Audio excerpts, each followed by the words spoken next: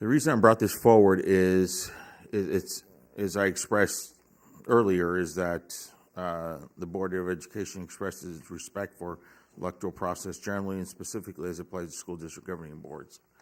So we're not against, and that's why I brought this forward, we're not against the special election itself because that's a democratic process. But one of the things is it's going to cost us upwards of $500,000. That's $500,000 that can go towards, excuse me, you've had your opportunity to speak, now it's my turn. So I brought this forward in the sense that we can spend that $500,000 or $500,000, however you want to express it, to passing the school bond. We had last year so much opposition to the effect of we had a super PAC, we had teachers union supporting the fact that, to oppose Mr. Ledesma and Mr. Surridge in their election process. So there was a lot of money expended in that process. If that process would have been more in the sense of trying to pass the school bond, that would have been more afforded. That, in its sense, we lost literally by under 200 votes on the school bond. And as Mr. Surridge expressed earlier, is Ms. Singer closed escrow in September of last year in the city of Orange. She knew she was moving to the city of Orange. So why is it that she ran for re-election again? Think about that. No, it's not irrelevant. It's relevant in the sense, excuse me, this is my time to speak. You spoke. So the relevance is that she closed escrow in September of last year. And that is relevant. So trying to redistrict her seat in the sense, because that was brought up last year to us as trustees. So we're in the process of where we are, of what we're doing. We had to appoint. The board voted 6-0 to appoint in August of this year because we didn't want to expend $500,000 of taxpayer money. So we're always being accused of expending money. So now we're stewards of the taxpayer, which you are and I am, of this district. That's $500,000 for a special election. I'm not dissuading, I'm not saying anything against it. You have every right to do it.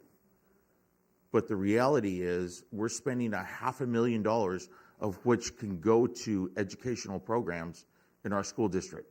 It can go to the students of Orange Unified. That's what this is moving forward with. It's a resolution. It's just to say we're just reaffirming our vote that we took back in August to say we don't want to spend $500,000. But if the voters and the constituents of Orange Unified say, you know what, we've gathered enough, okay, then we have to expend it. But I would rather spend that $500,000 on trying to pass a school bond for next year. So I don't want us to be short-sighted on that we can spend that money on passing the school bond. Because we were literally a couple hundred votes short of approving the school bond. So now we're shorting our kids. My kids, your kids. That's why this is moving forward. And it's a board's opportunity to talk about it and the ability to move forward with that. Because if you want a specific person to be elected in this seat, why not November of 2016? You have every opportunity to move forward a cadre of folks. in 2016 of November. And that's all we're saying, or that's all I'm saying. I can't speak for the rest of the board. This is all I'm saying, is that if the board wants to move forward, or I shouldn't say the board, if the community wants to move forward with expending school district taxpayer money, which is your money, in $500,000, you're going to get a variety of individuals running for school board. So, either way, but you're expending taxpayer money for that.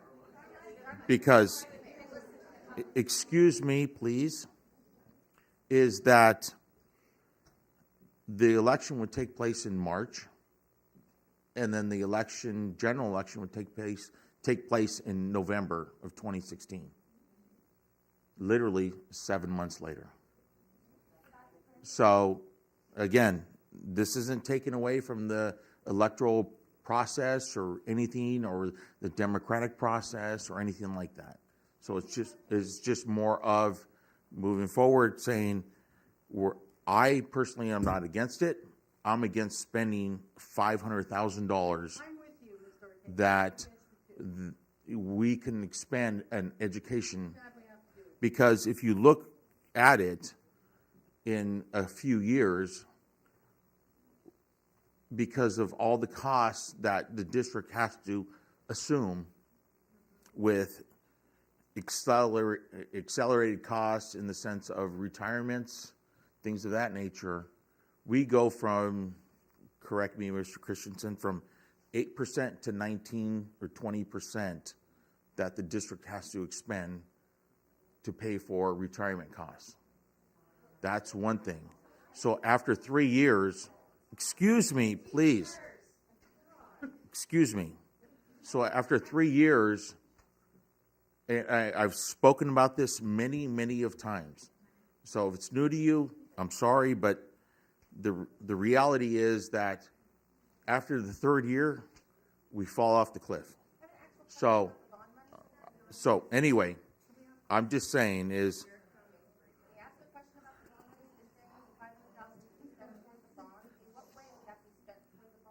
so anyway,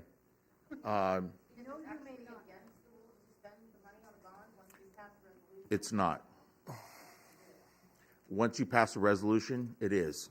Yes. But we have not passed a resolution. No, but all the prior work has already been paid for with the architect and the plan and everything already done. So anyway, I'm going to move forward with this resolution. What's that? No debate. Yeah, exactly. So I'm going to move forward with just my reaffirming that I took a vote back in August saying that I wanted to appoint. I hope you've had the opportunity to meet Mr. Solis. He's now starting to understand the process of getting beat up.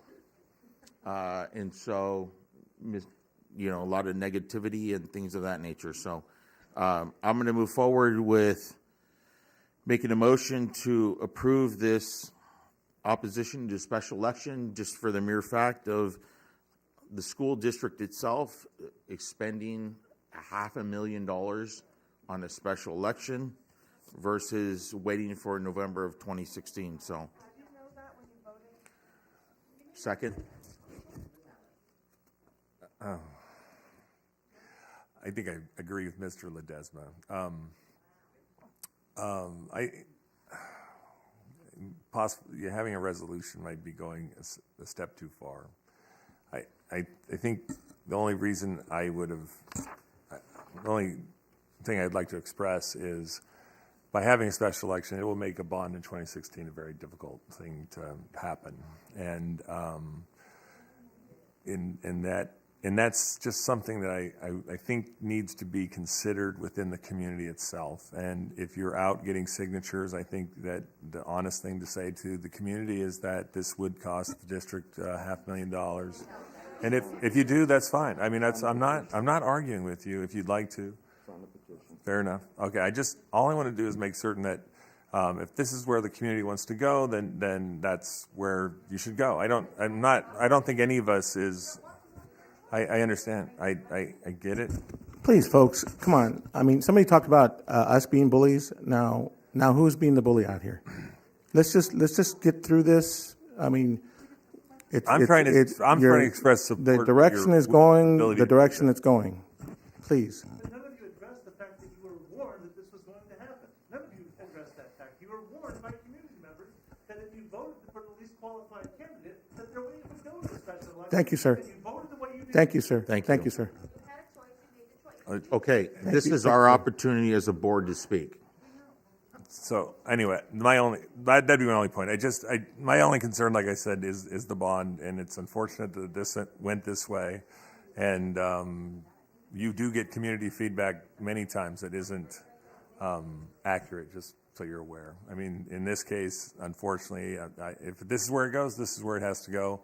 And then we'll have the special election, and the district will go forward from there. I just think that the loss that we're talking about is profound, and I'm sad to see it go that way. So, Mr. President, my view of this resolution is that it should not be adopted. In fact, we should not even be thinking about adopting it. We all knew when we voted to appoint a provisional member of this board that the alternative to have a special election was very expensive. We all knew that. We all acknowledged that at the time. And we also knew that the act of appointing a trustee was a very important act with serious consequences, despite what some people said, what can happen in a year? Well, a lot can happen in a year. We knew that there were serious consequences for our children and our schools and our community.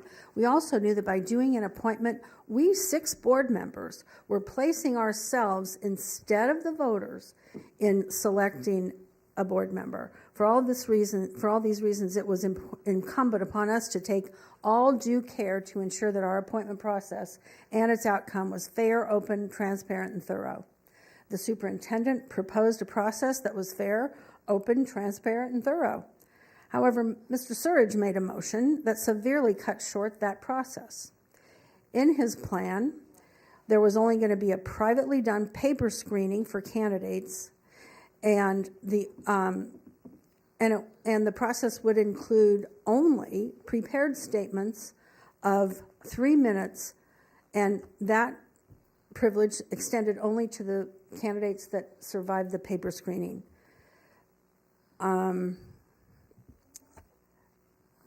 He further suggested that candidates reach out to board members in private conversations, not in a public meeting, if further information were desired. His plan allowed no questioning of candidates in public. I tried to amend Mr. Surridge's motion to take out the part where we paper screened and to put back the ability for candidates to be questioned in a public meeting. But my effort was not successful. My motion was not adopted. And in fact, it failed because not one person on the board seconded the motion. Mr. Surridge's plan was then adopted, and that chosen process and its resulting appointment has been shown to be clearly unacceptable to our community. One highly qualified candidate even chose to withdraw his name from consideration because of his concern about the fairness and openness and respectfulness of the process. Additionally, at the time of the appointment, there was no opportunity to have board discussion, nor any opportunity for the community to respond afterwards. So audience members, and indeed me, I left also the same way, shocked and bewildered.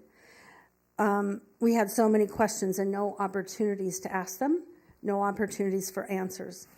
After the meeting, I was told about the friendship that had existed between Mr. Surridge and Mr. Salas, and learned that Mr. Surridge had taken Mr. Salas to visit Fletcher School and Orange High School prior to the vote.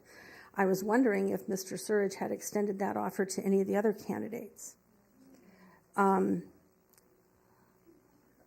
also, Mr. Surridge was the one, as I just mentioned, who wanted to protect the candidates from any kind of public questioning. The community has now responded in the only way prescribed in law to petition the board for a special election. We could have avoided the appearance of our process being closed and even secret had we followed suggestions made by the California School Boards Association in their publication entitled Filling a Board Vacancy.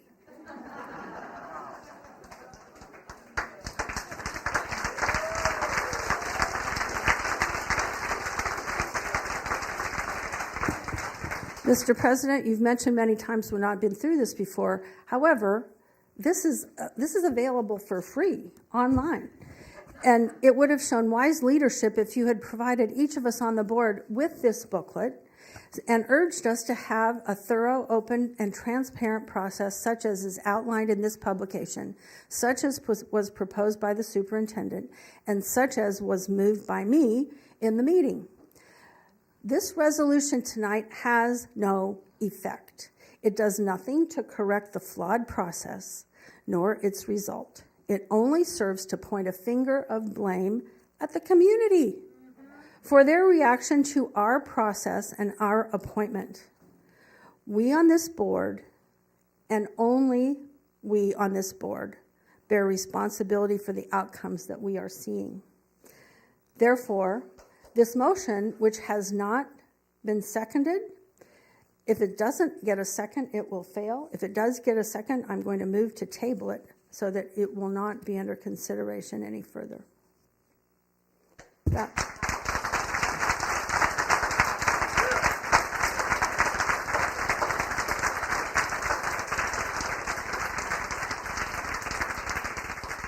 Okay, there is no second. Okay, the resolution doesn't move forward, but it still moves my opinion of expending $500,000. So, all right, meeting is adjourned at 8:30.